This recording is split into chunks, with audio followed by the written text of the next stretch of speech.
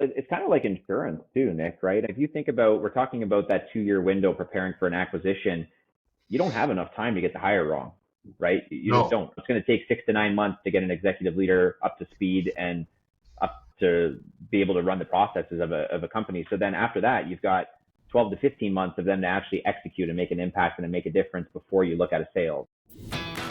Welcome to a brand new episode of the M&A Mastermind podcast presented by Cornerstone International Alliance. I'm your host, Nick Olson. On this show, I get the opportunity to talk with the brightest minds in lower middle market M&A. Together, we discuss industry intelligence, deal management, shared successes, specialized expertise, and much more. If you serve the small to medium-sized business owner, this show will offer you tactics and insights you can use and implement now to become a master in M&A.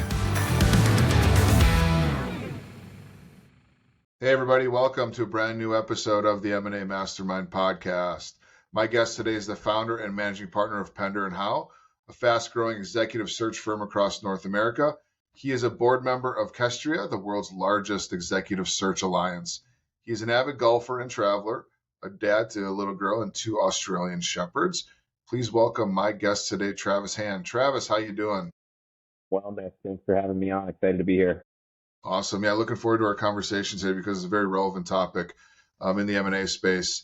We look at designing leadership teams and A players that buyers will pay for. So when they're looking to an exit, it becomes an asset, not a liability. But also, we were talking just offline too about M&A firms, and you're in the world that you work in, and how we hire those A players that are gonna stick and be around for a long time that we can invest in our space. And I think all of us are looking for ways in which to do that a little bit better. So we'll dive into a little bit of that here. But tell our listeners just about your firm, the alliance you're in, and just the business and the world that you guys work in. Yeah, absolutely. So we are an executive search firm, Nick. Companies, investors, they call us when there needs to be a leadership hire at an organization, whether it be director, VP, C-suite, or board level. That's really the area we play in.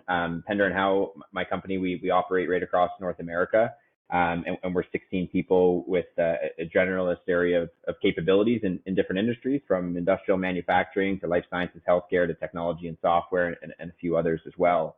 And we're a part of Kestria. So Kestria is 41 firms in 41 different countries now. So we bring a really diverse international global kind of vision, I would say, to the boutique search world here. So this is what we do, and things are changing rapidly as it is, I'm sure, for a lot of different business owners and companies these days. And we are fortunate to get a pretty unique perspective on some of the changes that are taking place of what we see our clients doing, and frankly how hiring's changing. Right? I mean, people are a company's biggest asset. So happy to chat with you about that today. Yeah, so when you look at executives, and when we're talking about the work that our listeners do, is typically working with business owners in the lower middle market, which we define as 5 million to 150 million plus in revenue. What are the kind of clientele that you're working with when you're looking to help these companies? Is it that same space, bigger, smaller? I guess what is your kind of target client demographic look like? Very similar, yeah. So mid market, I would say probably 5 million, even upwards to 100 million. Is kind of the sweet space of where we are most active in, I would describe. And naturally, that tends to be around, call it the 50 employee mark to 2,000 employee mark, right? I think it really depends on where the headquarters is and where we're focused at the time, but that's very much the sweet spot for us. And what is the objective? What are you and your firm looking to do and accomplish with working with your clients?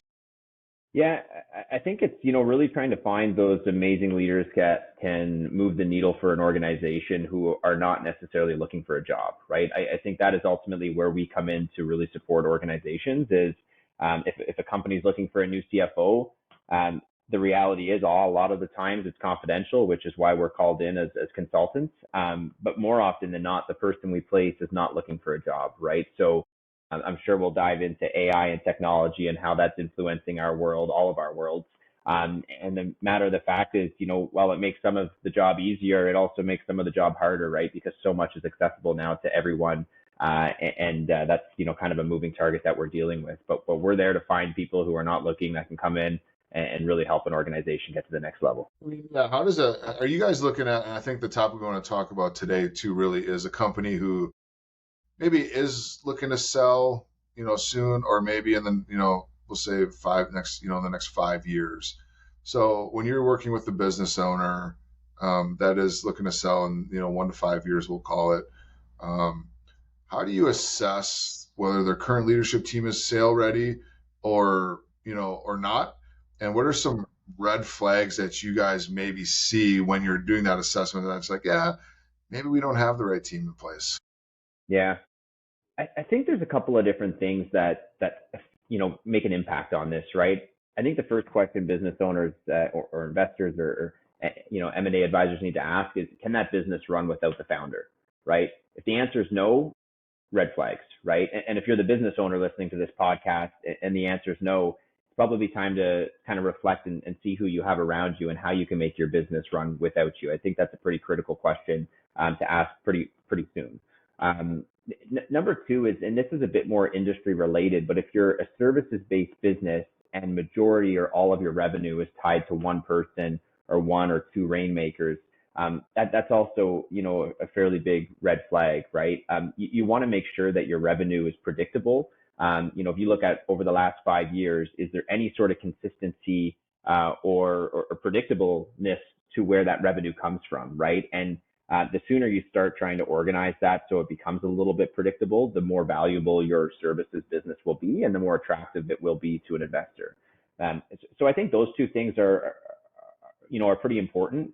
The third is, do you have anyone on your leadership team who can get your business to where that investor wants it to be, right? So if you're sitting at a $10 million business today and no one on your leadership team has ever seen a $50 million business, well, you might want to start to hire people who have been to where you're trying to go or where you think the new investors will want to take the business, because it's just going to make it a little bit more of a plug and play for whoever's looking to make that acquisition. So you mentioned, the business owner, if they're very hands-on or not, and if the business is reliant solely on them. And obviously, yeah, like you said, we want to make sure that, the business owner can leave for a month and come back and everything's still running smoothly.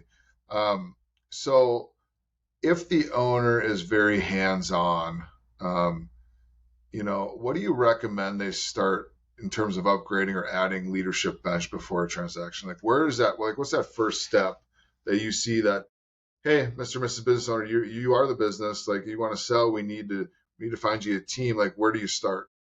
Yeah, I think there's two really critical roles in a org chart for a founder to look at when they're trying to think about an acquisition. Number one is finance. Pretty self-explanatory, but those books need to be squeaky clean when you're preparing for an acquisition, right? You need to have forecasts tight, budgets tight, P&Ls tight, and you really want to get that person in the seat, I would say, at minimum kind of 2 years before any sort of real acquisition takes place, so they can kind of see two cycles and have a bit of a cleanup period if it's required. Number two is operations, right? And operations can mean a whole lot of different things to different businesses, but you want to make sure that frameworks are created, SOPs are created, that people know where to go to for what, so you can actually make a business scalable. If the founder or the business owner has 80% of all the information in their head for an organization, they are a liability, right? I mean, if that business owner, something happens to them and they're unable to make it to work on Monday morning, that business has just kind of lost 80% of its value because no one can really work with what is left behind, right? So I think those are the two roles that are critical. And like I said, 2 years in advance to an acquisition, you want to make sure you have the right people in place with the right incentives there so that they can kind of get that business prepared for investors to look at. Yeah. So at least 2 years is your preferred amount of time to be able to make a meaningful impact. Yeah, I mean, first year is kind of a assess and probably clean up and organize, right? And then you want to see a cycle of a year where everything is humming together. And because, I mean, if you have operations that need to be cleaned up, sometimes there's bottlenecks in there that can also make that profitability start to soar in that second year once things are working together. So I think 2 years is a good number. Longer, the better, I think, in terms of 3 to 5 years. 2 years is probably the sweet spot. Do you have an example maybe in your experience where bringing on a key executive or two has really meaningfully increased the value or an attractiveness of the company, where maybe now they can think about selling? Yeah, there's probably two that come to mind.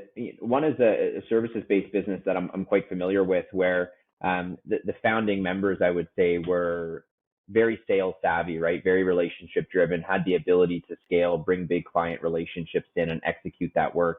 and they were sitting at around a $5 million business at the time.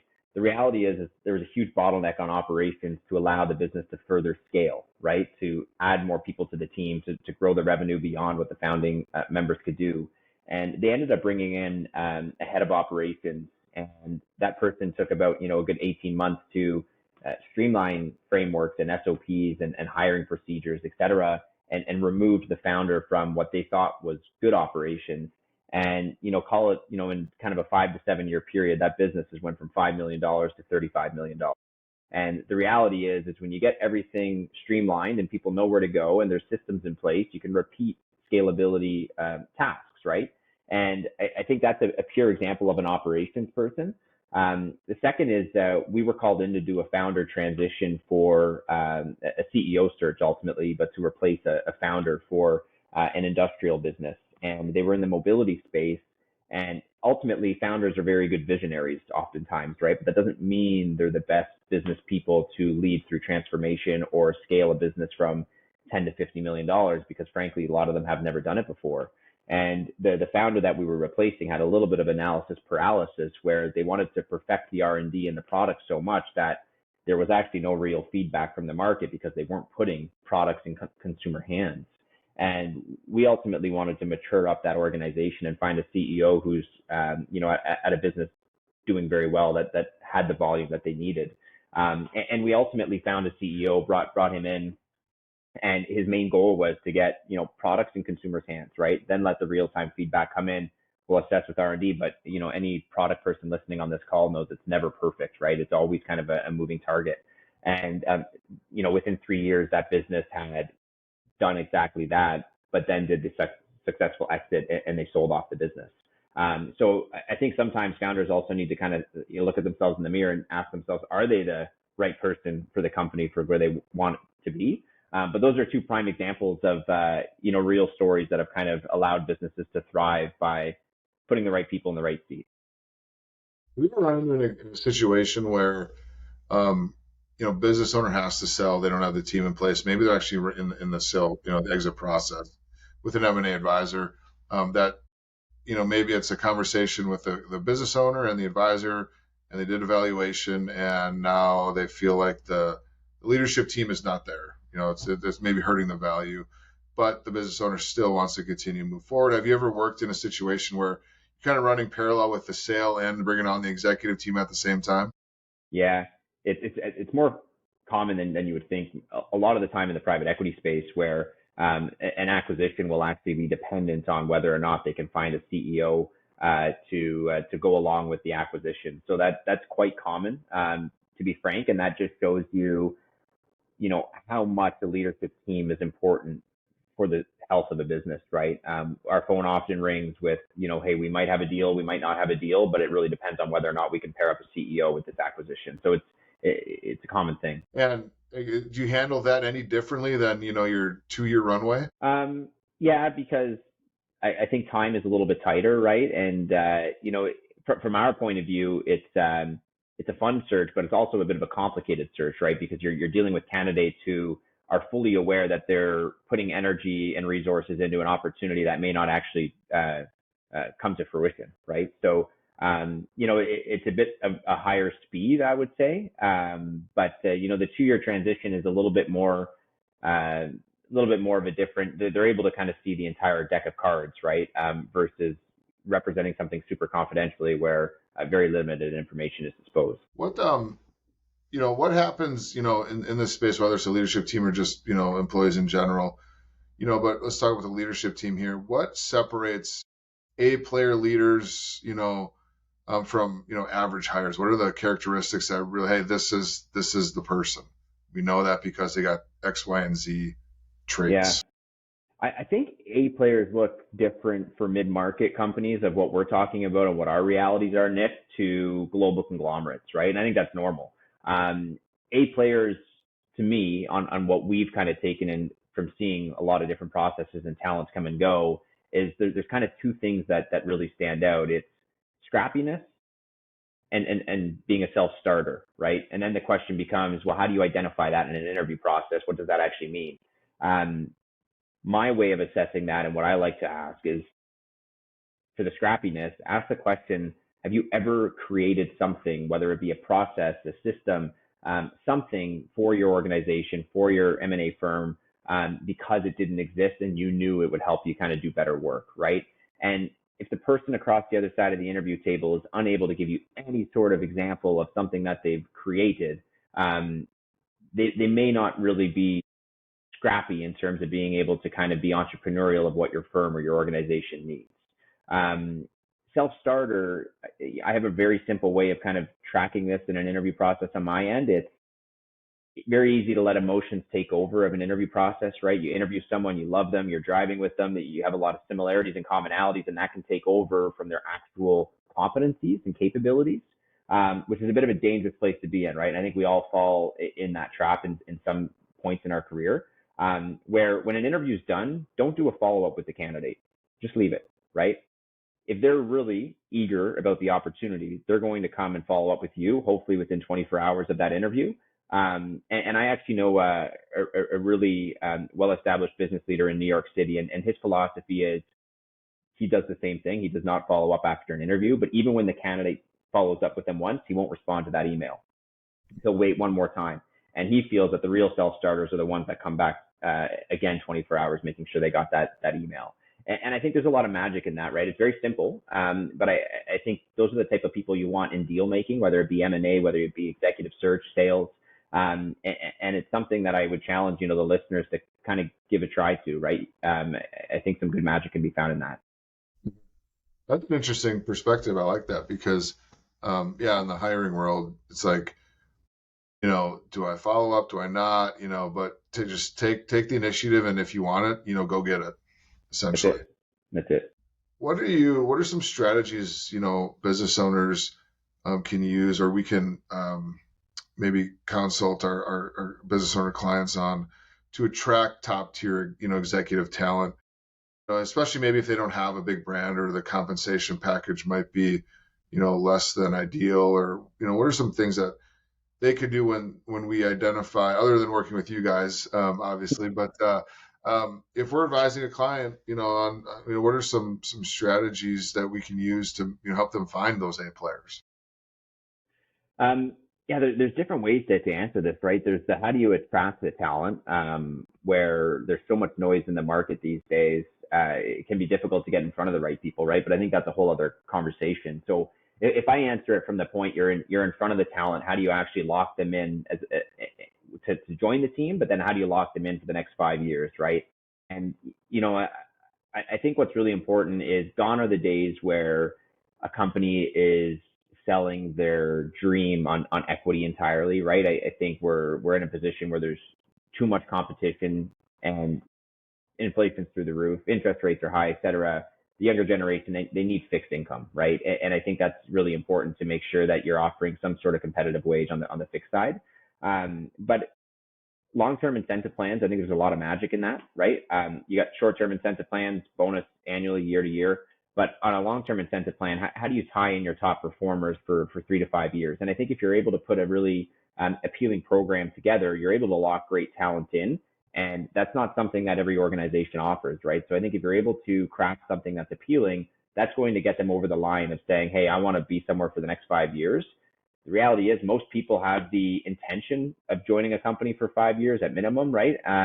That doesn't always happen, but I think if they're able to think that way, they're going to outplay the people or the organizations that may be a little bit more transactional in their attrition, right?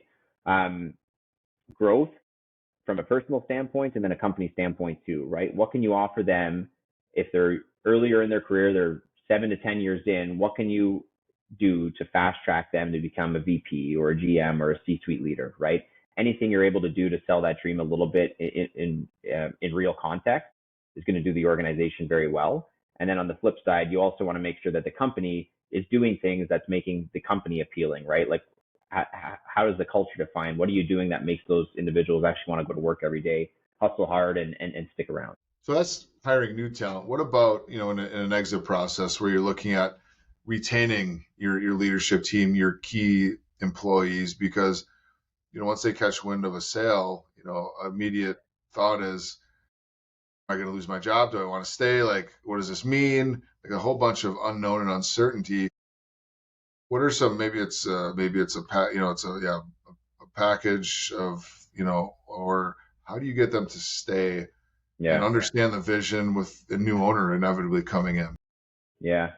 There's, I guess, different life cycles of the acquisition, right? There's founders that are sitting in the seat right now that know in the next 10 years they want to do a liquidity event. And then there's some who perhaps know it's a bit of a shorter time frame, right? And there's probably different answers for both of those, Nick. I think there's magic in sharing the pie. That's my take. I know there's different kind of perspectives on that. But in order to have that stickiness of having your top performers stick around during the acquisition, which is pretty critical, there's nothing wrong with a really strong ESOP program, right? That could be the LTI that I talked about previously for maybe the more younger leaders coming up through the organization. But, if you kind of reflect and think, who are my top 3 to 5 performers of this business that I need to help go through this liquidity event, and then maybe an earn out period for myself for 1 to 2 years. Maybe it is the ESOP program, right? And maybe it is triggered at different phases of that liquidity cycle so that they are getting their piece of the pie. And it's kind of a one-win team versus if the owner is 100% owner, that's a bit of pressure on their shoulders to kind of go through with that liquidity event, right? This episode of the M&A Mastermind podcast is powered by Cornerstone International Alliance, where leading M&A firms come together. As part of this international network, you get access to global opportunities, over 200 M&A experts, enhanced collaboration and knowledge sharing, and some of the best M&A tools and resources available, all to help you take your firm to the next level. Ready to join this exclusive network? Visit cornerstoneia.com/new member today. Because the last thing you want is to be close to the finish line and then a key leader leaves because maybe they didn't know or whatnot. In your experience, when you look at a sale of a business and you're talking to the business owner or you're talking to the advisor who's is advising the business owner, and you need to keep a leadership team in place. But there's obviously a whole bit of uncertainty and uneasiness about confidentiality. Is this actually selling? Like, when do you recommend the business owner bring in the leadership team into the equation, help let them know about, hey, I'm going to sell, we're this far on the process. Let's say they haven't before the sale, like we're in due diligence or we're in the process, we're accepting IOIs, whatever. When do you recommend that the business owner has that conversation? Because I know in the back of their mind, they're thinking, I don't want to lose this person. I want them to stay because it's value to the company. Like, when do you recommend that conversation happen? I'm a fan of earlier the better, Nick, right? I think catching people at a left field at the 11th hour is quite dangerous for a deal. People love transparent communication in this day and age. And I think the earlier you can bring them into the scenario, respecting the confidentiality and ideally thinking about what's in it for them, right? I think any business owner, M&A advisor that's working with business owners, I think that's the conversation to have is, again, your top 5 to 10 performers, what is in it for them? Just because a business sells doesn't mean life is over at the organization. In fact, it could mean the complete opposite, where, hey, this could be the best thing that's ever happened for your career. Let me explain why. And then let me explain why I want to tie you into this a little bit from a financial standpoint to make sure you can get to that finish line. But then what do the next 3 to 5 years look like with new ownership, right? And every conversation is probably different. In a mid-sized company that we're kind of talking about today, it's probably not a town hall where everyone figures it out in the cafeteria at the same time. It's probably more one-on-ones with your top performers to craft a plan that's appropriate for them and get their feedback and get their reaction and work with them to make sure it's in their best interest. So that would be my recommendation. And I think that's pretty standard for some great transactions that have happened. Yeah, good advice. Talking about a specific industry, the M&A industry, we're looking at hiring, A-player advisors, the people leading the deal, executing the deal, closing on the deal. Any advice? We talked a little bit offline, and I think your industry is kind of similar. Where, how do we find A-player advisors? How do we retain them, for the long haul, and which will obviously, better the operation of the business, but also the value of the business. And you look at, the rainmakers being the firm owners, a lot of times they're the one bringing in a lot of the business development. Then they ask the question, do I have a firm to actually transfer, or am I just doing this just to do it? And then when I leave, it'll just kind of, whatever. I think we want to practice what we preach.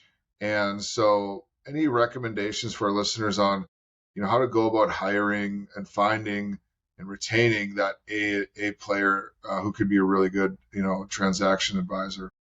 Yeah. Um, my immediate reaction is use a search firm, but I don't want this to be a sales pitch. And the reason I think there is so much value in having, call it an agent. I mean, I'm sure it's the same argument M&A advisors make, right? It's like trying to sell your own house versus bringing in an expert. And Right. the reality is the best people, Nick, have their head down at their job and they're killing it, right? And it's how do you get in front of that person to entice them for the company that I'm representing and the role that we have. And um, that's the magic in using a consultant, right? Whether you're using your internal team or you're using a consultant externally, take it from either end of the table. But you need to be proactive in reaching out to that talent and not waiting for it to come in, because the reality is I've been at this for over a decade. I've done 30 different leadership assignments a year, and I could probably count on one hand the amount of people that we've helped recruit who have came to us, right? It's always going out to find them. So I think that's important, and making sure that you have crystal clear communication on what your company does, what part of the company they're going to fit into is super critical, and what that job is, right? I think oftentimes companies go to the market looking for somebody to fit a role, and when it actually comes down time to interview, they start to realize that role looks a lot different than what they first imagined, right? So get crystal clear on what that role is, what their task is within the business, so that you can articulate it crystal clear and consistent, because really great A players will pick up on inconsistencies and get scared off, right? So I think those are pretty important pieces. In terms of the incentivizing and locking really top performers in, there is so much magic in a strong incentive plan, right? A good incentive plan should pay for itself, and top performers should be able to have an uncapped ability to make as much income as they want if we're talking about a deal making industry, sales, et cetera. And hopefully business owners aren't afraid to share that pie, because that is what people want, quite honestly, right? They want a clear understanding of what the incentive plan is. I always say the incentive plans that are hard to articulate and communicate are the ones that are hard to pay out. The ones that are simple to articulate and simple to understand are the ones that often pay out, right? So I think keeping it stupid simple has some benefits to it as well. Yeah. Well, and two, I mean, you're looking at, when you're looking to hire someone who's going to be around for a while, like you said, they're typically not the person who's looking for a job. So, to kind of hit on where you're referencing there, hiring a search firm, you guys are really good at finding those people when they don't need a job, and those are the people that you probably want. And if you identify, this is the DNA of who I want to hire, um, could go out and help me find, a couple of quality candidates. I think not only are you saving me time, but, if you save time, money, resources to hire right now, I think it's, the right person now, instead of going through a couple of, I missed on that one, I missed on this one. Now you're just back to square one and wasted a lot of money and time on it. I think there is value in working with someone like your team to be able to find those people, that are the A players, because now we're in alignment of, hey, this is what I want. You guys have the resources to go and find those people. Like, it seems pretty logical. Well, it's kind of like insurance too, Nick, right? I mean, if you think about, we're talking about that 2 year window preparing for an acquisition, you don't have enough time to get the hire wrong, right? You just No, don't. you don't. It's going to take 6 to 9 months to get an executive leader up to speed and up to be able to run the processes of a company. So then after that, you've got 12 to 15 months of them to actually execute and make an impact and to make a difference before you look at a sale, right? So I kind of consider it, for this conversation and purpose specifically, it's kind of like hiring insurance, right? And where if you need to hire a CFO, you literally cannot afford to hire the wrong CFO. You don't have enough time. So it's kind of an investment to make sure that you're getting the best people, and the entire market's being looked at, no stone unturned. And it gives you the confidence to make that big offer at the end of the day, because you know that you did the right due diligence on the search. Right. Absolutely. We say it to our clients all the time, like you hit on before, like, Mrs. Business Owner, you've never sold your business before. We've sold hundreds. Like, let us sell it for you. It's kind of the same philosophy where, you guys have helped hundreds of companies hire key people. So tap into that for sure. Yeah, very similar. And you know, but and as you're looking for people, you guys do a great job. You got all the resources. What are you seeing with AI coming into the recruiting, industry, especially those key executives? How are you guys using AI to help with this whole process? Yeah, AI is the buzz around town this year, right, and last year, and the reality is, Nick, it's helping us organize processes and how we represent processes, or maybe a little bit on how we assess talent. It's helping us identify talent quicker. But you and I were chatting offline earlier, and the reality is, some may look at it and say, I don't need a recruiter anymore. I can go and do AI sourcing and come up with the names, et cetera. That's not why clients pay us, right? The reality is it's actually harder now from our perspective to get in front of that great talent because there is so much noise, because people are so accessible, where that actually makes our job a little bit harder, right? Because we have to get even better now at getting in front of those really high performing leaders, because 15 people are going after them because they all can find and access them. So I think that has made our craft even a little bit more important in terms of how we do it. So the tools are varying, right? I mean, there's amazing tools now where we can truly, I mean, pack on an AI note taker to a client call, and it can listen to exactly what you're telling me you need in your next CFO. It summarizes those notes perfectly for me. It brings it over to our CRM, and then it actually even goes to our sourcing tool and comes up with the first 10 names to see if we're on pace, right? So if you were to tell me that 5, 10 years ago when we were doing things more manually and old school, I would have thought that is completely bonkers. But the reality is, it's helped us minimize mistakes, and it's helped us be more sophisticated and polished to clients, Nick. But the way that we still assess leaders, the way that we get in person with them, because I think that is really how you can tell and differentiate a player from a not an A player. That is all still very much the same, right? The human connection there is where the magic's at. And there's certain things in an organization that I feel should be automated and can be automated.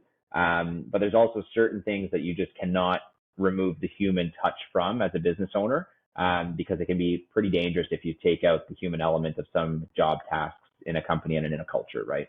Right. I look at, I was listening to a podcast yesterday morning, and hearing the unfortunate story about how many of the Amazon employees just learned about losing their jobs, which was a text message.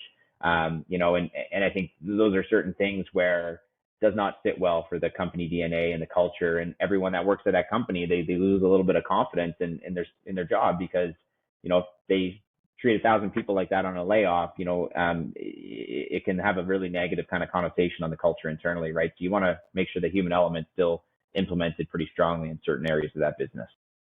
Right. Yeah, that would be just thinking about that. That would be weird to get an AI generated text. Yeah, sorry you lost your job.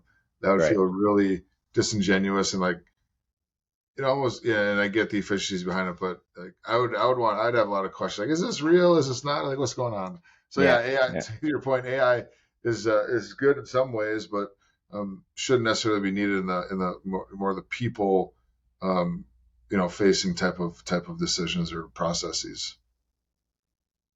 What and anything else with AI that you're seeing, or what does the future hold? With AI, you guys excited about anything that's coming, up in the near future that'll really help you guys out and do your jobs even better? Yeah. I think the way that operations runs via AI is really interesting as a business owner, and something that hopefully any business owners that are listening to are looking at for their own operations, because I think it can increase the value of a business in terms of having your SOPs figured out and AI agents as a part of your org chart a little bit, right? Not to replace everyone on the team, but just to have streamlined ways of doing things consistently for boring administrative tasks, quite honestly, right? It minimizes areas of mistakes, and it maximizes speed to training new employees. And I think if you have a good framework built into your tech stack as a business, it makes it more valuable, right? Because you can bring new team members in and train them up really quickly, and get that business running without that leadership team that's been there for 10, 15 years, because it's all really documented and trained from an AI standpoint. So that's what we're excited about, purely just to allow us to move a little bit quicker, Nick, and do more great work without being bogged down from administrative duties, which I think a lot of business owners are sharing that excitement right now. Mhm. Amazing. And one last question, Travis, has been great.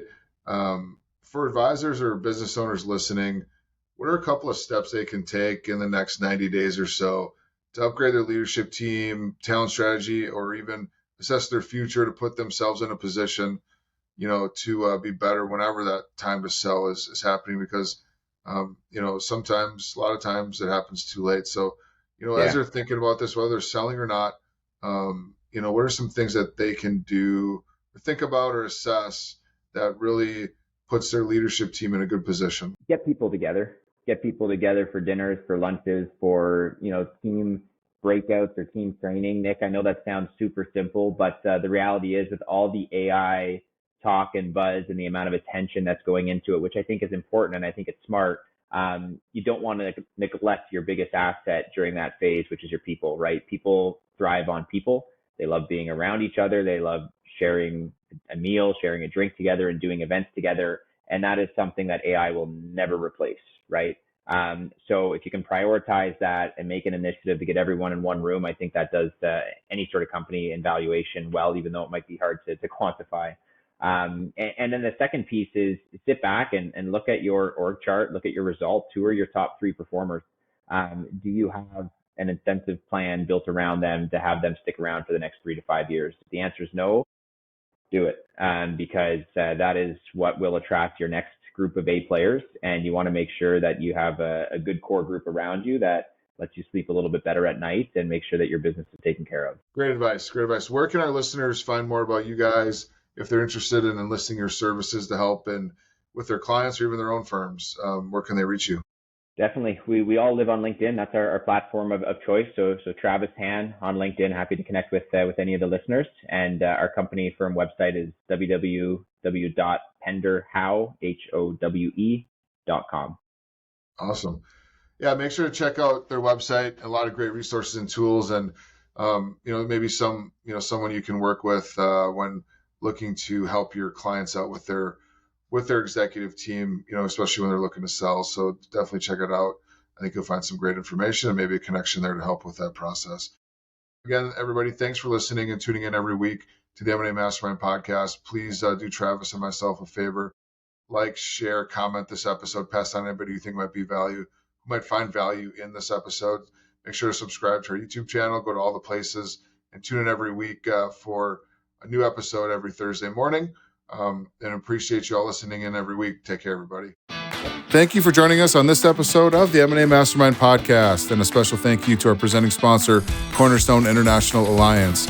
If you enjoyed today's discussion, don't forget to like, share, and comment. We'd love to hear your thoughts. Make sure you hit that subscribe button so you never miss an episode. We'll be back next week with more insights, strategies, and real-life experiences to help you take your M&A game to the next level.